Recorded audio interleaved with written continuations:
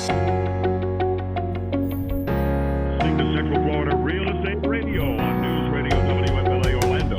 Now to our studio and your host, local real estate expert and my friend, Laura Petersen. This frantic market where houses are going under contract in one day, which I'm telling the sellers that in my opinion that's not necessarily a good thing to do, because you have to give it a chance for people to see it. Not enough people are going to see it in one day to actually give you the best price and that you know you're going to be accepting the right person. Exactly. And so you can get an offer in a day, but is it the right offer for you, and is it going to give you headaches long term because you didn't pay attention or didn't do those things that you needed to do? And that's why I think in today's market, there's a lot of people that might be thinking, hey, I can just go ahead and do it for sale by owner. I don't really need a realtor.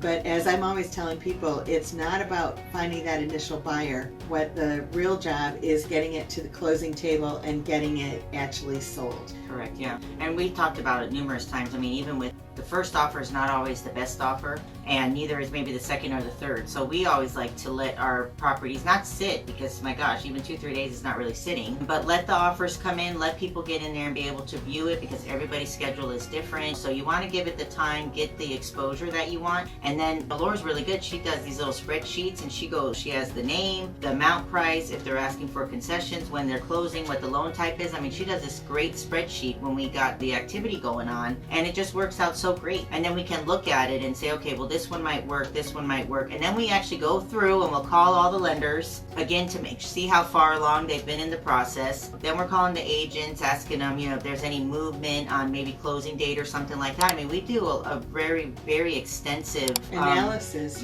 When we get them done. So sometimes, like you said, I mean, the first one comes through, it might not be the best one. Yeah. And so we like to at least get it out there. I mean, heck, the first one might be the highest one, but the one that's going to bring it to the closing table might be $1,000 or $2 less. But we're going to try to get them up, and we're going to work hard to make it happen.